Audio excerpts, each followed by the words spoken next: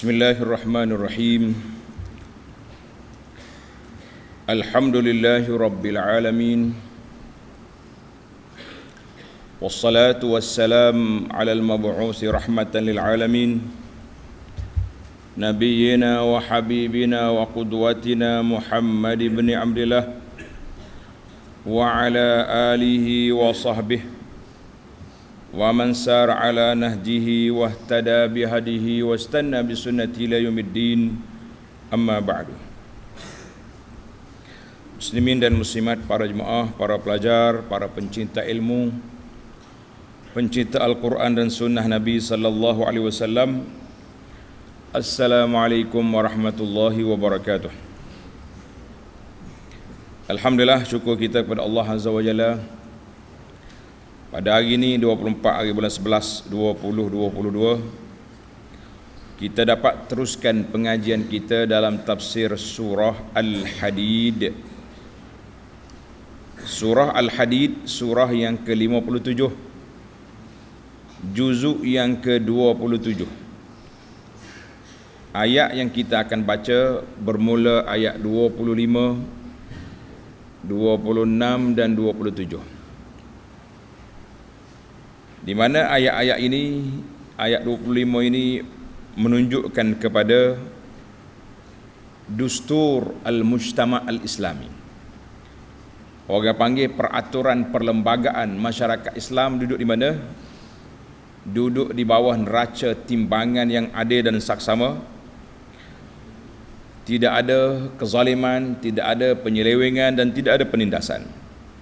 Mana dasar Islam itu dasar yang adil, dasar yang membawa keamanan dan keselamatan kepada masyarakat.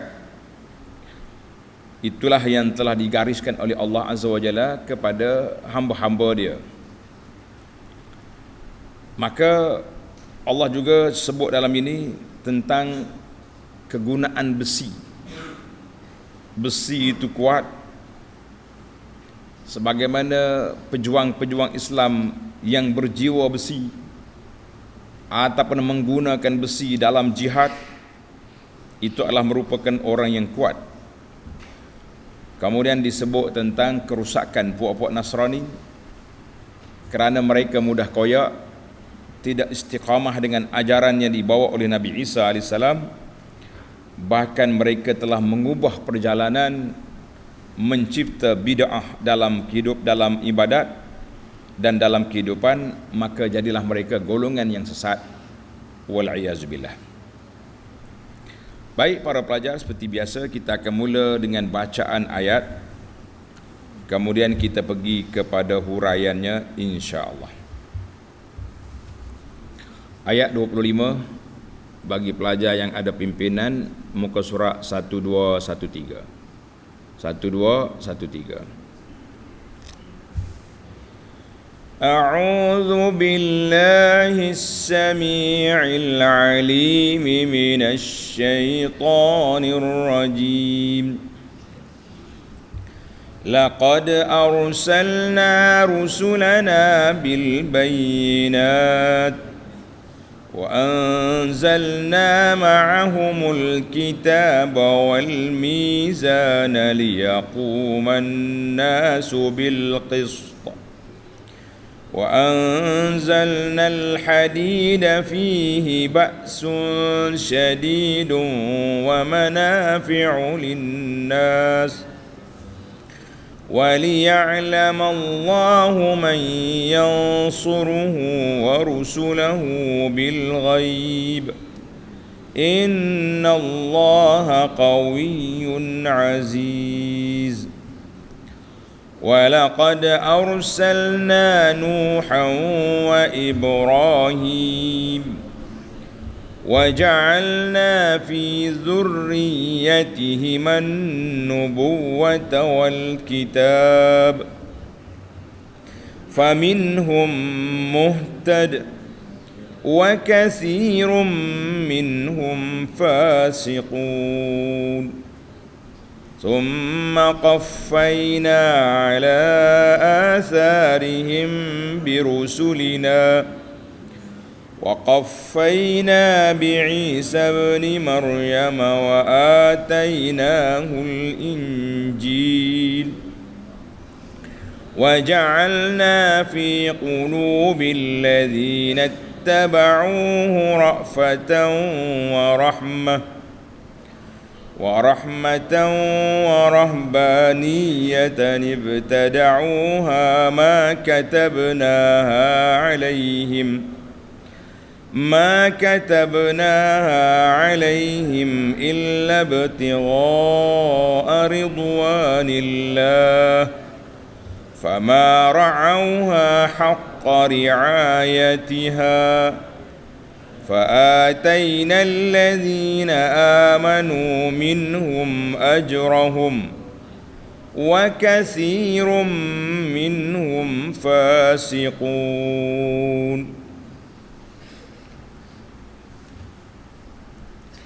Balik semula kepada ayat 25. Laqad arsalna rusulana bil bayyinat, demi sesungguhnya kami telah mengutuskan rasul-rasul kami dengan membawa bukti-bukti dan mukjizat yang sangat jelas dan nyata. Jadi setiap rasul itu Allah Ta'ala hantar rasul yang pertama bil hujaji, dengan hujah-hujah yang sangat nyata dan juga dengan tanda-tanda mukjizat yang jelas. Mana hujah diguna akal, mukjizat boleh je guna mata. Macam Nabi Saleh dengan unta dia, Nabi Musa dengan tongkat. Manakala tak mikir dengan otak pun nampak, oi hebat, tongkat keluar anak unta. Nabi kita salah sendiri banyak sudah. Dalam surah Al-Qamar yang lepas kita tengok bulan terbelah.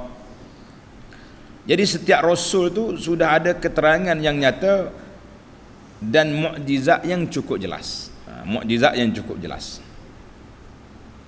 Wa anzalna ma'ahumul kitaba wal mizana liyaquman nasu bil qist.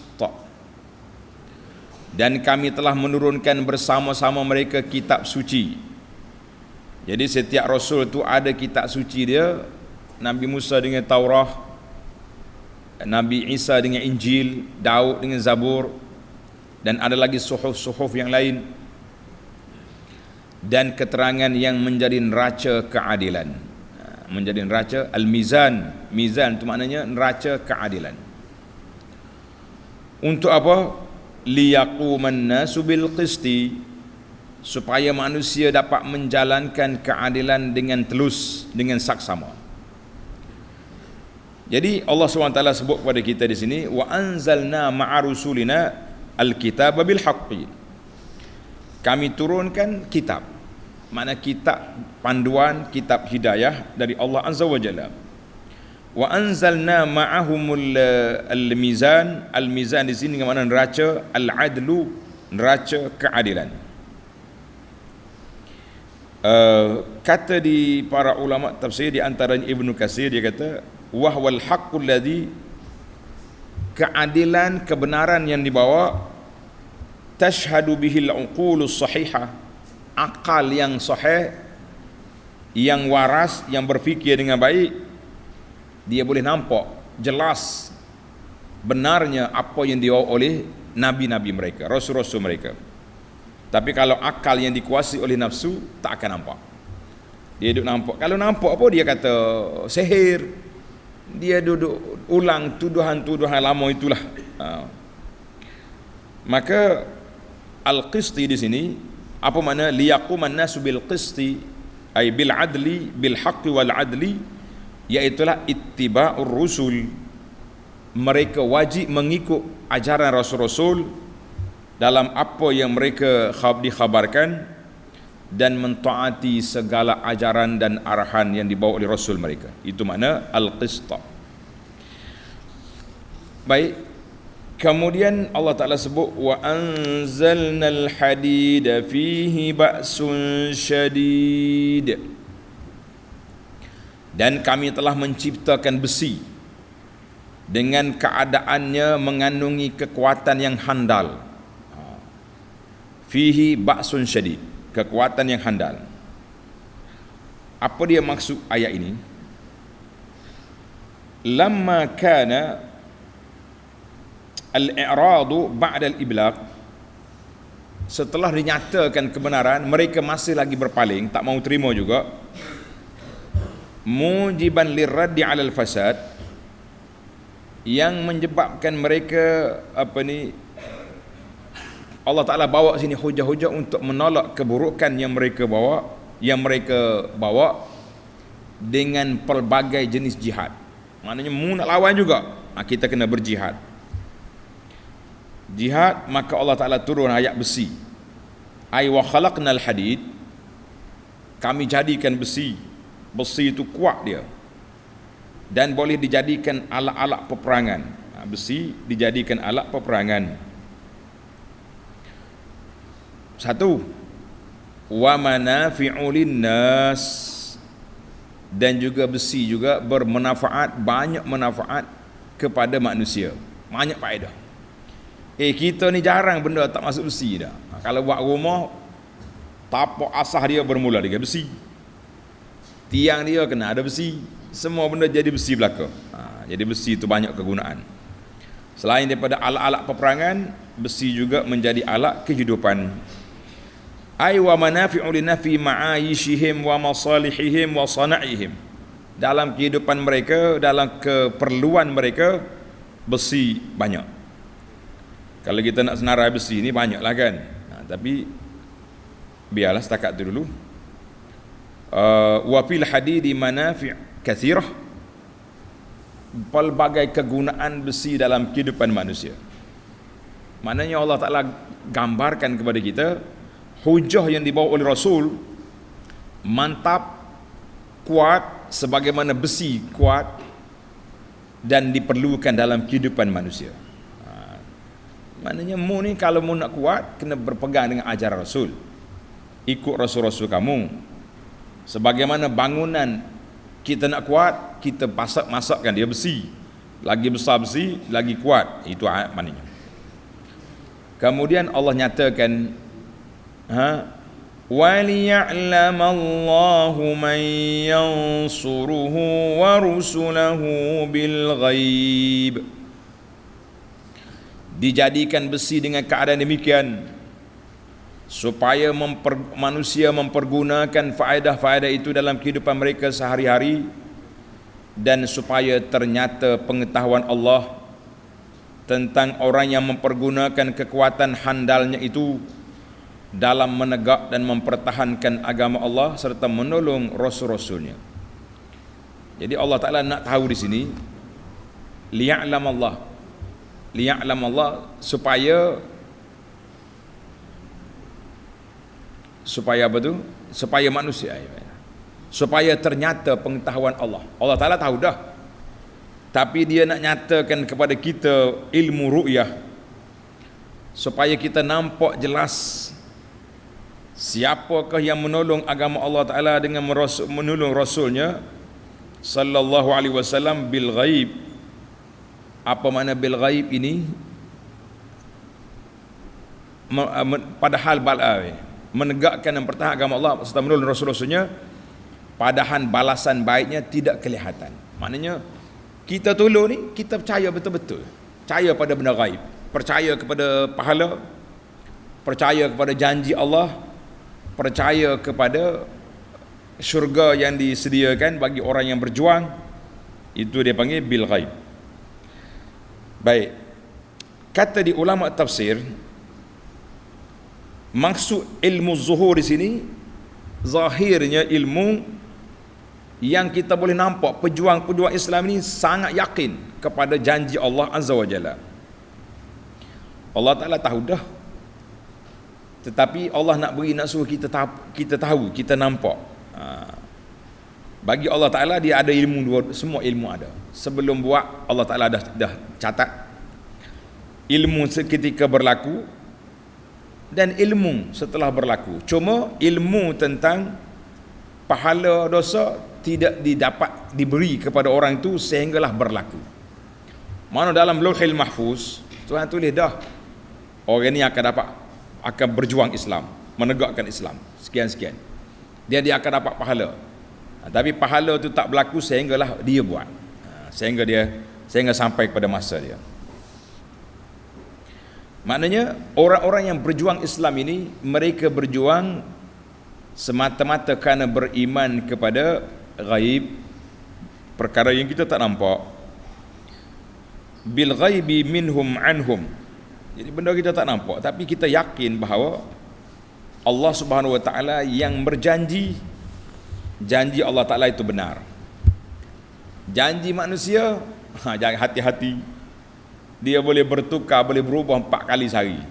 Pagi ni lain, tengah hari lain, malam, larut malam lain pula. Ini kita kata janji manusia. Tapi janji Allah benar, tidak akan berubah, tidak akan bertukar, sebagaimana yang telah ditetapkan oleh Allah Azza wa Jalla kepada hamba-hambanya. Maka akhir ayat ini Allah beritahu kepada kita, innallaha qawiyyun aziz. Sesungguhnya Allah maha kuat lagi maha gagah perkasa. Tengok dalam ayat lepas, di awal ayat Allah Ta'ala nak tengok siapa yang berjuang tolong Allah, siapa yang berjuang membantu Rasulnya sallallahu alaihi wasallam. Tapi jangan salah faham, makna Tuhan tu lemah lah, sebab tu dia minta kita berjuang. Tak, Allah Ta'ala minta berjuang bukan kerana dia lemah. Allah Ta'ala tu bersifat dengan qawiyun, maha kuat, maha azizun, lagi maha berkuasa. Tetapi Allah suruh kita berjuang. Allah suruh kita berjuang kenapa? Kerana dia nak beri pahala perjuangan itu kepada kita. Sebab itulah kita sebagai orang Islam, bila kita niat kita berjuang ni kerana nak menegakkan kebenaran, nak menegakkan yang baik, jadi kita letak depan mata kita tu nak mencari pahala. Kalau kita menang, kita kata alhamdulillah. Kalau kita tak menang, kita telah buktikan bahawa kita telah berjuang. Itu dia panggil sifat perjuangan ada pasang surut. Ada menang, ada kalah. Kadang-kadang perjuangan itu perlu pada masa yang lama, baru kita dapat. Ada kalanya boleh cepat, macam-macam. Cuma kita sebagai muhasabah kepada kita jangan rasa bila kita menang, manakala kekuatan kita, ada kalanya Allah beri kemenangan, tercapai hasrat kita nak dapat jawatan contohnya. Ada kalanya jawatan itu insya-Allah kita mengharapkan Allah Taala redha, sebagai kita beri khidmat kepada orang yang kita nak khidmat. Tapi ada kalanya jawatan yang tinggi-tinggi untuk dinaikkan, supaya orang ini bila duduk atas mudah nampak kelemahan, dan kalau jatuh dari tempat tinggi jatuhnya kuat. Na'udzubillahi minal khuzlan. Baiklah, tamat ayat 25. Kita berpindah pula kepada ayat 26. وَلَقَدْ أَرْسَلْنَا نُوحًا وَإِبْرَاهِيمَ. Dan demi sesungguhnya kami telah mengutuskan Nabi Nuh dan Nabi Ibrahim. Ay lamma zakara nubuwatal anbiya'i umuman, setelah Allah Ta'ala sebut kenabian para nabi secara umum, maka di sini Allah Ta'ala sebut 2 nama, menamakan dengan 2 nama Rasul, dan zuriat kedua-duanya yang menyambung terus tugas-tugas kerasulan dan kenabian itu sampai kepada Nabi kita Muhammad sallallahu alaihi wasallam. Laqad arsalna Nuhan wa Ibrahim ila qaumihima. Allah kata aku hantar dua rasul ni kepada kaum masing-masing. Wa ja'alna fi zurriyyatihim an-nubuwata wal kitab.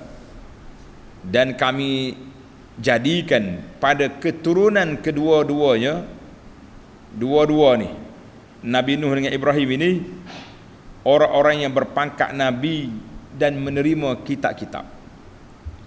Maknanya daripada keturunan Nabi Nuh, berapa orang lagi Nabi dan Rasul. Wa Ibrahim, dan juga daripada keturunan Nabi Ibrahim. Kebanyakan Nabi Anbiya Bani Israel mari daripada mana? Mari daripada keturunan Ibrahim. Dan ada di kalangan mereka yang menerima kitab-kitab daripada Allah Azza wa Jalla seperti Taurah, Zabur, Injil dan Al-Quran. Ikut tartib tu. Musa, Daud, Isa, Muhammad sallallahu alaihi wasallam. Itu di antara ayat yang Allah Ta'ala sebut tentang keadaan mereka. Jadi kitab yang diturunkan itu kitab yang ada di tangan zuriat Nuh dan juga zuriat Nabi Ibrahim alaihi wassalatu wassalam, yang terdapat daripadanya usul perjalanan agama dan berbagai-bagai suhuf, lembaran-lembaran wasiat-wasiat daripada nabi mereka. Itu dia bawa dua nama yang sini. Sebab apa dua nama? Sebab Nabi Nuh setelah binasanya episod pertama manusia yang tidak beriman, yang mari daripada Nabi Adam sampai ke Nuh, berlakunya satu pembersihan di situ. Dengan berlakunya taufan, mati habis puak-puak kafir. Tapi walaupun begitu, tengok ayat Tuhan kata, faminhum muhtadin. Maka sebahagian di antara mereka, anak cucu Nuh dengan Ibrahim, orang yang beroleh hidayah, petunjuk. Jadi ada yang dapat hidayah, dapat petunjuk. Tapi malangnya, wa katsirum minhum fasiqun. Dan ramai, kebanyakan mereka orang-orang yang fasik, yang derhaka. Habis. Maknanya katsirum min dzurriyyatihima, ramai di kalangan zuriat Nuh dengan zuriat Ibrahim ni ada hak baik, ada yang jadi nabi, ada yang jadi rasul, tapi pengikut-pengikut mereka tidak ramai. Allahul musta'an. Pengikut nabi tidak ramai. Nak kata apa? Allahu akbar. Jadi itulah yang dikatakan, kalau kita nak banding orang Islam dengan bukan Islam, daripada dulu sampai sekarang pun ramai yang non-Muslim, ramai yang bukan Islam. Hak Islamnya sikit. Zaman Nabi Nuh, berapa orang yang beriman boleh naik atas kapal ya? Satu negeri lagi kafir. Zaman Nabi Ibrahim, berapa orang yang beriman, sekampung lagi pakat duduk jadi tokai berhala, duduk apa ni, sembah berhala. Zaman Nabi sallallahu alaihi wasallam, berapa ramai zaman Nabi peringkat awal nak banding dengan Abu Jahal. Ya, bila Nabi dah sampai Madinah, dah dapat negara, barulah perkembangan Islam, yadkhuluna fi dinillahi afwaja, ramai masuk Islam. Itulah yang dikatakan bahawa katsirum minhum fasiqun, ramai yang tak baik daripada yang baik atas dunia ini. Jadi kita jangan peliklah kalau kita rasa kita ni tak kuat. Orang Islam sebenarnya kuat sebab kita ada besi, ada hadid. Tapi kadang-kadang yang memotong besi itu besi juga. Dia kata tidak akan memutuskan besi kecuali besi. Kita nak potong besi, tidak dia punya gunting hok besar tu besi, gaji besi. Itulah keadaan kita ni. Umat Islam kuat, tapi yang melemahkan Islam tu sama-sama kita juga. Bila kita kelahi, bila kita berkelahi sama-sama kita, berebut ni, kita tengoklah nanti siapa yang akan menguasai kita. Allahul musta'an. Kita berdoa kepada Allah SWT, sebab tidak ada perkara yang tidak diingini berlaku dalam kehidupan kita, dalam negara kita. Mudah-mudahan semua yang berlaku itu menjadi muhasabah, supaya besi itu diperkukuhkan sama-sama dia, sehingga orang-orang yang bukan Islam tidak boleh nak kacau kita.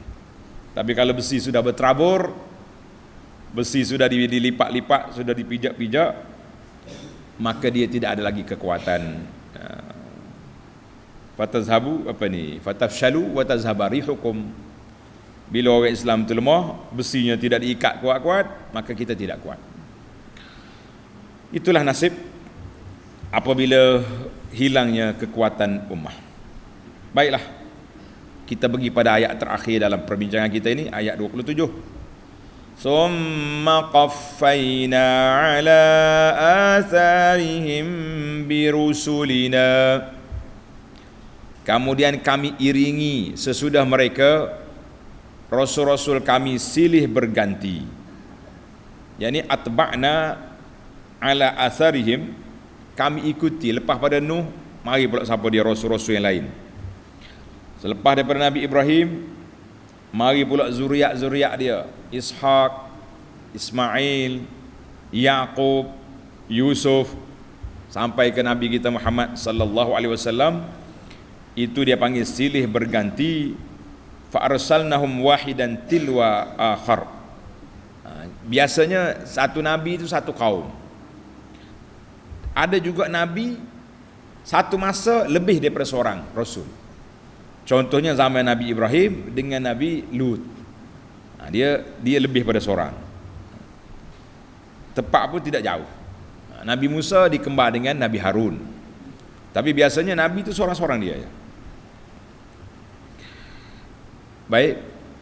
Wa qaffayna bi Isa bin Maryam wa atainahul Injil. Dan kami iringi lagi dengan Nabi Isa anak Maryam. Mana Nabi Bani Israel yang terakhir, siapa dia? Nabi Isa. Serta kami berikan kepadanya kitab Injil. Kitab Injil.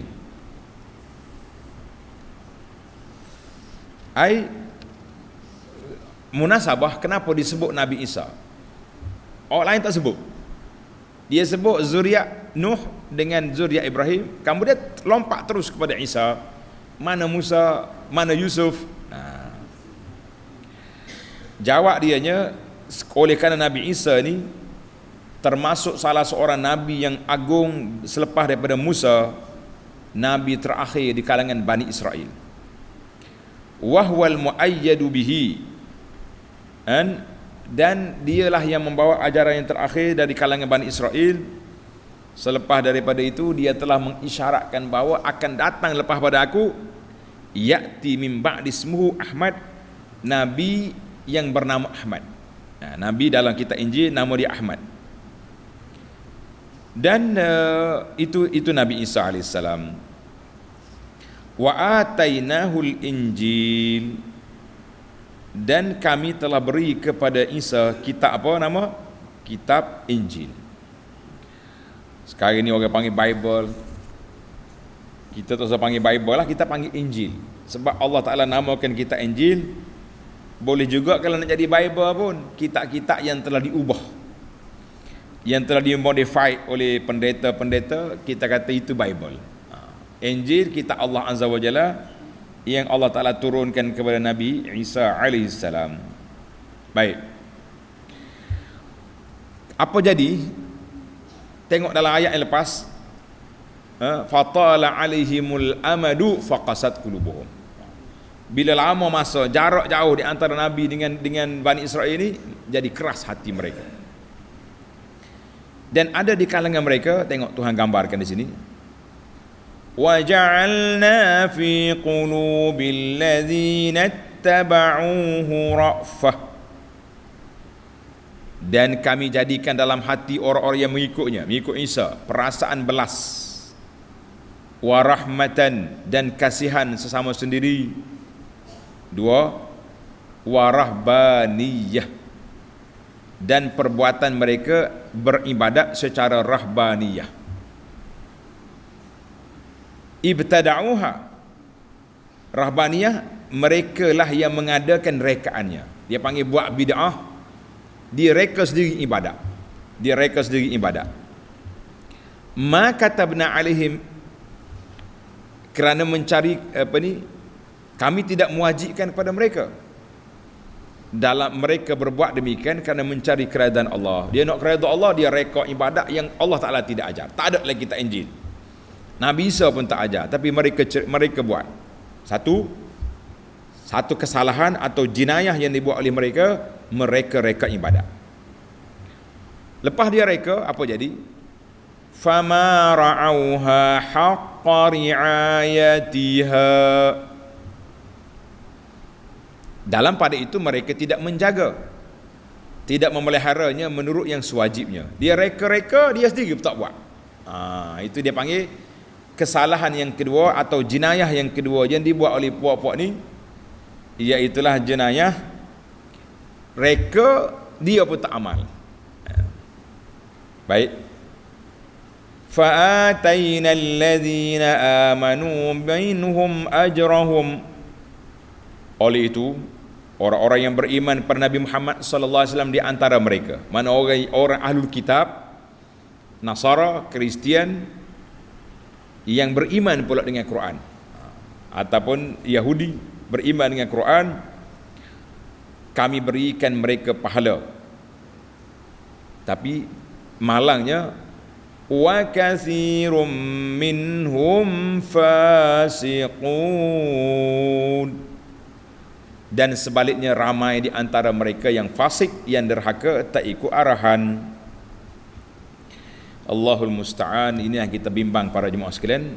Tengok itu terjemahan, kita bagi kepada huraian satu-satu. Apa makna rahbaniyah? Tengok ada nota di bawah. Beribadat secara rahbaniyah ialah seperti bertapa di tempat-tempat yang terpencil, masuk dalam gua. Itu dia. Dia reka ibadat yang Tuhan tak suruh. Kita ni oleh kerana kita nak kuat ibadat, mari kita duduk dalam gua, bertapa di situ. Fa'tazalun nas, lari pada orang ramai. Mengharamkan dirinya daripada berkahwin, tak mau kahwin. Wa tarakud dunya, menjauhi kemewahan hidup dunia.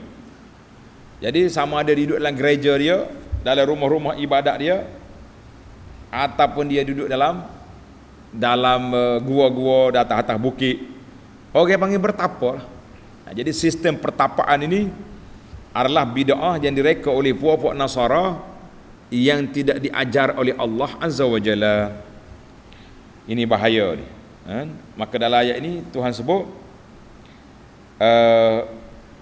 ar-ra'fah war-rahmah. Ra'fatun war-rahmatun. Ra'fah tu dia kata perasaan belah kasihan. War-rahmatu, dan kasihan sama sendiri. Mana dia dekat-dekat ya, tapi ada sedikit perbezaan. Sedikit perbezaan. Ada ulama luar kata ra'fatun, rahmat yang berkaitan dengan nak menghilangkan kemudaratan daripada orang, itu rahmat. Kalau kata rahmah, iaitu bersifat lemah lembut. Ra'fah ni kasihan kepada orang, belah kepada orang, mana kalau orang susah kita tolong. Rahmat dia sendiri itu bersifat dengan kasihan belas. Sebab itulah kita kata, ahli lughah kata ada beza, tapi kena perhati jauh-jauh, kena perhati barulah kita nampak. Maka ini ni para ulama mengatakan ibtada'uha, mereka cipta, mereka mereka-rekakan ibadat itu atas asas nak mencari keredaan Allah Azza wa Jalla.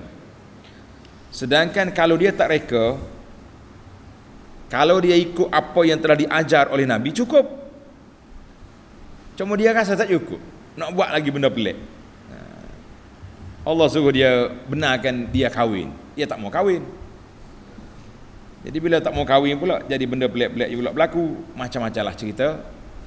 Kita tak mau nak bongkar hari ni kejahatan atau penyelewengan ataupun kezaliman yang dibuat oleh sebahagian mereka, sebahagian daripada pendeta-pendeta ahli-ahli ibadat mereka yang menipu pengikut-pengikut dia. Di antara ceritanya, kalau tuan-tuan tengok kisah yang panjang dalam hadis, kisah pengembaraan Salman Al-Farisi nak cari Islam. Panjang cerita dia. Pengembaraan Salman Al-Farisi nak cari Islam itu panjang dia punya hikayat. Dia berpindah daripada satu padri pada satu padri yang lain. Bila padri ni mati, orang mari pakak nak hormat pada mayat dia, Salman kata buka dalam gedung. Bila buka-buka tengok, harta-harta yang orang bagi sumbangan kepada gereja ni supaya bagi derma pada orang, dia simpan belakang. Itu ya antara penyelewengan. Banyak lagi lah kalau kita nak baca sejarah yang cukup dahsyat yang dibuat oleh mereka. Timbulnya gerakan sekular di barat ini kerana ni, kerana pendeta-pendeta, padri-padri yang jadi kongkong kan kehidupan masyarakat, maka timbullah revolusi kepada gereja. Tapi kita orang Islam jangan tak boleh buat lagu itulah, tak boleh nak reka-reka ibadat. Kita mesti kena telus. Sebab itu bagi orang yang jaga pusat-pusat dakwah, pusat kebajikan ini, kita minta Allah Ta'ala lah bantu supaya kita telus dalam menguruskan harta-harta masyarakat. Ni orang duk masuk tabur-tabur akaun kita ni. Manakala kita tak guna pada jalan yang betul, kita salah guna, bertanggungjawablah kita di hadapan Allah Azza wa Jalla yang cukup menakutkan. Jadi kita tak mau ulangi balik. Allah Ta'ala sebut di akhir ayat, wa katsirum minhum fasiqun, ramai di kalangan ahli ibadat tadi fasik kerana tidak ikut arahan yang dibawa oleh Nabi mereka. Kita juga bimbang, takut kita juga pengikut umat Muhammad sallallahu alaihi wasallam ini yang mereka ibadat yang tidak telus dalam perjalanan juga termasuk di kalangan orang-orang yang tidak baik, orang yang fasik. Na'udzubillah. Allahu akbar. Jadi Ibnu Katsir kata dua celaan Allah Ta'ala buat di sini. Yang pertama mereka reka ibadat, yang kedua dia sendiri buat, dia pula tak ikut. Baiklah, tamatlah perbincangan secara ringkasnya ayat-ayat yang kita baca ini, ayat 25 sehingga ayat 27.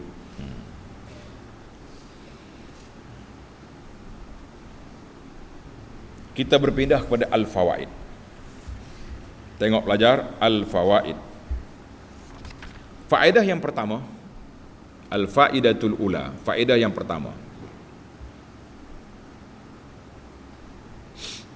ayat 25, laqad arsalna rusulana bil bayyinat, sampai ke akhir ayat lah. Jadi para ulama mengatakan bahawa ala i'tibar anna al-murada bil hadid, maksud besi dalam ayat ini, maksud besi daripada dalam ayat ini, wa anzalna al-hadid, kami turunkan besi. Jadi besi di sini iaitu alat perang. Sekaligus ayat ini haddun 'alal qitali wa targhibun fi.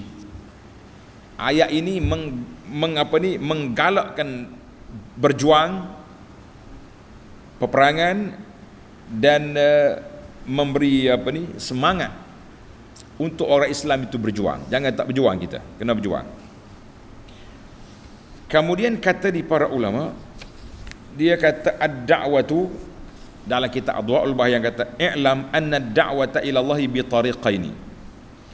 Kita berdakwah ni dua cara berdakwah, dua jalan. Yang pertama tariqin lin, cara lembut. Apa dia cara lembut? Ad-da'watu ila Allah bil hikmah.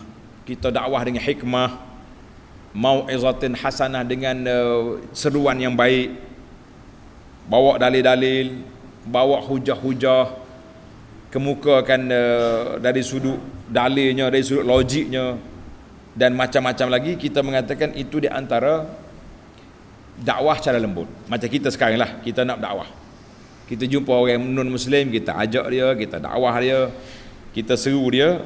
Itu dia panggil yang pertama. Yang kedua dia panggil tariq qaswah. Jalan yang kedua iaitulah setelah tidak sesuai jalan yang pertama, mereka masih lagi tak hirau, masih lagi kerah kepala, masih lagi orang panggil mau lawan, maka kita kena guna dakwah secara bersenjata. Jadi itulah sebab itulah turun kitab wal hadid. Kitab tu hujah, hadid itu alat. Alhamdulillah, dua-dua sudah ada. Jadi katanya ayat ini al-kitab wa anzalna al-hadid. Tertib, dari sudut tertib dakwah mesti lemah lembut dulu. Tak irau juga, barulah kita guna kekuatan. Ini peraturan dalam negara Islam. Bila kita nak pergi ambil mana-mana negara, kita akan tawarkan kepada mereka perpaduan. Dia panggil sibuk sekarang ni kerajaan perpaduan. Mari kita. Awak masuk Islam, mau kekal pemerintah di sini. Tak mau masuk Islam, tak apa. Tapi duduk di bawah pemerintahan Islam. Tak mau dua-dua, kita lawan. Maknanya lawan itu selepas hujah. Kata bahasa Arab, tulis ni pelajar-pelajar yang pandai Arab. Fa illam tanfa'il kutub ta'ayyanatil kataib. Fa illam tanfa'il kutub, kalaulah kitab-kitab hujah-hujah tak memberi manfaat, ta'ayyanatil kataib, yang maka peperangan tentera lah yang boleh lawan dia. Dan kata-kata masyhur daripada Sayyidina Uthman, wallahu anna Allah Ta'ala qad yaza'u bis sultan ma la yaza'u bil Quran. Allah Ta'ala beri kekuatan itu dengan kuasa lebih daripada tidak diberi dengan Quran. Jadi Quran ada, hujah ada, ayat ada, tapi orang tak hirau. Bila mari kuasa, kita hirau. Contohlah di negeri kita ni, daripada tahun 90 lagi, dulu ada tempat judi, ada tempat macam-macam ada kan. Tapi Quran dah sebut dah judi haram, itu tak baik. Sehinggalah kita dapat sedikit kuasa, boleh tutup tempat-tempat premis judi. Maknanya qad yaza'u bis sultan ma la yaza'u bil Quran. Mungkin kuasa dengan kekuasaan itu lebih kuat daripada kuasa yang ada dalam Quran dari sudut pelaksanaan. Alhamdulillah ala kulli hal. Baiklah, itu dia panggil yang pertama. Faedah yang kedua, kita kena ringkas ni. Faedah yang kedua,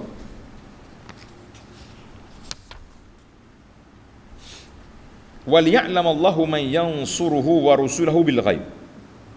Allah Ta'ala kata, aku nak suruh nampak siapa yang tolong Allah Ta'ala, siapa yang bantu Rasulnya, semata-mata dengan janji pulangan bil ghaib, yang kita tak nampak pun perjuangannya. Jadi ada kalanya pertolongan itu dengan zahir, ada kala pertolongan itu tak nampak. Contoh di sini Allah Ta'ala buat kepada kita di sini sebagai mana berlaku pada munafik. Orang munafikin, orang-orang yang mencari kepentingan dalam perjuangan, kerja dia nak mendapat pulangan. Nampak bila Nabi ajak perang, dia ada sengih itu. Dia pergi perang pun, dia pergi duk kacau orang je. Tapi ada dia. Bayana, Allah Ta'ala nyatakan di sini, pejuangnya betul-betul, yang aku nak beri pahala, yang aku nak beri balasan, yang aku nak beri pulangan, iaitulah orang yang berperang dengan penuh ikhlas, dengan hatinya ikhlas, yang jujur, kerana nak mencari pahala daripada Allah Azza wa Jalla. Orang ni orang yang dapat pahala. Jadi kita nak apa makna orang yang bantu Allah? Mana kita berjuang untuk menegakkan kalimah Allah. Orang yang bantu Nabi SAW, apa dia? Iaitulah orang yang menyebarkan ajaran-ajaran sunnah-sunnah Nabi sallallahu alaihi wasallam. Sebab itulah kita duk kempen para jemaah ikut sunnah, hati tenang. Sebab kita nak jadi pejuang, orang yang membantu, membela Nabi sallallahu dengan cara menghidupkan sunnah dia. Jadi sekarang ni macam-macam orang. Tak, membela sunnah tu macam-macam. Ada bela sunnah dengan bergendang, ada yang buat tu buat ni. Tapi kita nak kata bahawa kita bela Nabi. Kalau Nabi, waktu Nabi hidup, memang sahabat-sahabat akan jaga Nabi sallallahu alaihi wasallam. Setelah Nabi wafat, yang kita nak jaganya sunnah Nabi sallallahu alaihi wasallam. Itu penting. Baik, kita berpindah pula kepada faedah yang ketiga. Walaqad arsalna Nuhan wa Ibrahim وَجَعَلْنَا فِي ذُرِّيَّتِهِمَا النُّبُوَّةَ وَالْكِتَابَ. Jadi ayat ini menunjukkan bahawa Rasul yang pertama yang diutuskan oleh Allah Azza wa Jalla ke dunia ini siapa dia? Nabi Nuh AS. Mana pastilah Adam tu nombor satu. Sebab tu dalam riwayat Ibnu Abbas mengatakan di antara Adam dengan Nuh asyratu qurun. Di antara Adam dengan Nuh ada 10 kurun, 10 abad. Tapi penyelewengan telah masuk. Berlakunya penyelewengan, maka Allah Ta'ala hantar mari siapa? Nabi Nuh AS untuk nak membaik pulih, membersih balik manusia itu daripada penyelewengan. Jadi Nuh mula-mula start. Nabi Nuh Rasul yang pertama. Dalam hadis syafaat pun gitu juga. Ada yang kata izhab ila Nuh, pergi cari Nuh, dialah Rasul yang pertama dari kalangan zuriat Adam. Jadi Nabi Nuh mari. Kemudian bila mari zaman Nabi Nuh, orang tak hirau, maka Nuh bersihkan semua pokok kafir mati habis. Selepas daripada itu mari pula Nabi Ibrahim alaihissalam. Jadi ulama tanya soalan, dia kata Jami' ar-Rasul, semua Nabi lepas pada Nabi Nuh mari daripada zuriat dia. Tapi kenapa dia pecah dua di sini? Nuh dengan Ibrahim. Kenapa dia pecah dua? Jawab dianya zukira Nuh sebab walaupun Nabi Ibrahim cucu dia, tapi asalnya mari daripada susu galur Nabi Nuh. Dan ada sebahagian anbiya daripada Nabi Nuh bukan daripada Nabi Ibrahim. Seperti dia kata Nabi Hud, Saleh, Lut. Lut bukan zuriat Ibrahim, tapi dia anak saudara dia. Tapi mana dia orang tu mari daripada Nun. Baiklah. Jadi dua-dua ni atuk belaka. Ibrahim datuk kepada Nabi selepas daripada dia. Nabi Nuh awal lagi. Sebab itu dia sebut dua orang ini, dua Nabi ini yang menjadi bapa kepada anbiya selepas daripada mereka. Payah sikit tak? Baik, kita pergi kepada yang keempat. Laju dah tu. Yang keempat,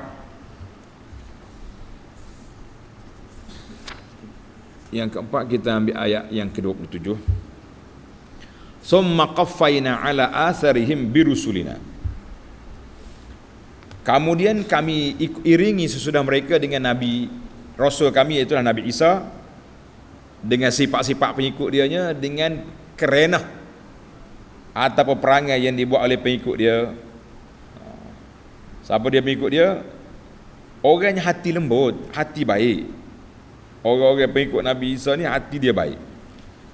Sebab tu dia sebut dalam ayat pengikut Nabi Isa AS ni dalam surah la tajidanna ashaddan nasi adawatan lil ladzina amanu yahuda wal ladzina asyraku wa la tajidanna aqrabahum mawaddatan lil ladzina amanu alladzina qalu inna nasara. Jadi Allah Ta'ala puji juga Nasara ni hati dia lembut, asalnya begitu, ra'fatan wa rahmatan. Mana daripada ajaran Injil mengajar mereka supaya begitu. Tapi apa boleh buat, zaman kita ini tak ada gitu. Ada sebahagian pengikut Injil, pengikut Bible ni yang agak ekstrim, ganas. Dok berlawan dengan orang Islam pokok dia. Sehingga ada orang tulis, di manakah Nasara yang disebut oleh Allah dalam Quran itu? Wa iza sami'u ma unzila ila rasuli tara ayunuhum tafidu minad dam'i. Duk mana puak tu sekarang? Jadi kita kata Allahu alam, mereka sudah hilang daripada radar. Baik. Qaffayna ala asarihim. Cuma dalam ayat ni dia kata apa? Di antara sifat mereka ra'fah, lemah lembut, kasih belah tu bagus. Tapi rahbaniyah tu ibtada'uha, Allah Ta'ala sebut di sini ayat zammul lahum. Allah Ta'ala cela pokok dia sebab dia reka ibadat yang tidak diperintah oleh Allah. Satu mau buat reka ibadat, lepas tu mu tak ikut pula apa yang kamu buat. Jadi dua perkara yang cukup berbahaya, para pelajar sekalian. Di antara perkara yang berbahaya bagi kita sekarang ni Jangan sekali-kali kita mereka-reka perkara yang tidak disyariatkan oleh Allah Azza wa Jalla. Dia panggil mereka ibadat. Zukira, tulis satu kisah. Zukira inda Abdul Rahman bin Mahdi. Abdul Rahman bin Mahdi ini seorang ulama hadis. Orang sebut pada dia tentang kumpulan-kumpulan ahli bidah. Kumpulan ahli bidah. Mu'tazilah ke, Jabariyah ke, apa benda ya, ahli-ahli bidah itu banyak. Tapi puak ni kuat ibadat. Ibadatnya kuat. Kata di Ibnu Mahdi, la yaqbalullahu illa ma kana 'alal amri was sunnah. Kuat mana ibadat pun Allah Taala tidak terima ibadat kita kecuali kalau ibadat itu bertepatan dengan arahan Allah dan mengikut sunnah Nabi sallallahu alaihi wasallam. Kemudian dia baca ayat ni. Ayat 27 ni. Falam yaqbal zalika minhum, walaupun mereka itu rahbaniyah, reka-reka, Allah Taala tidak terima daripada mereka, batal Allah Taala cela mereka. Semua kata Abdul Rahman, ilzamit tariq was sunnah. Kamu nak selamat, ikutlah jalan Nabi, beramallah dengan sunnah Nabi sallallahu alaihi wasallam. Ini di antara bahayanya kita mereka-reka ibadat yang tidak diajar oleh Nabi sallallahu alaihi wasallam. Hari ini macam-macam lah ibadat tuan-tuan. Kita pun tak larat nak senaraikan. Kalau kita tegur, kita pula yang salah. Nah, mereka berselindur di sebalik nama-nama ahli sunnah, nama-nama macam-macam nama. Yang pentingnya nama tak nama kita letak di atas neraca. Wa anzalna, Tuhan sebut dalam ayat kita yang kita baca ni, al-mizan, mizan, neraca timbangan yang adil. Neraca timbangan kita nak tahu betul salah, Quran dengan sunnah Nabi sallallahu alaihi wasallam dan juga huraian para ulama salafus salih. Yang terakhir sekali kita ambil kepada ayat fa'atainal ladzina amanu minhum ajr wa katsirum minhum fasiqun. Jadi ayat ini Allah Ta'ala sebut pujian kepada orang mukmin yang betul-betul beriman dengan ajaran Allah, kemudian dia terima pula ajaran Nabi sallallahu alaihi wasallam. Mana dia beriman dengan Injil, dia beriman dengan Quran. Jadi tapi malangnya yang kita takutnya para jemaah sekalian, wa katsirum minhum fasiqun, inilah yang realitinya. Ramai di kalangan mereka, ramai di kalangan orang-orang itu yang tidak beriman. Berapa ramai Nasara ada atas dunia ini tak beriman. Dia tahu tapi tak percaya. Kita kata kita yang sudah beriman ni, kita alhamdulillah. Tak sekiranya pecah lain.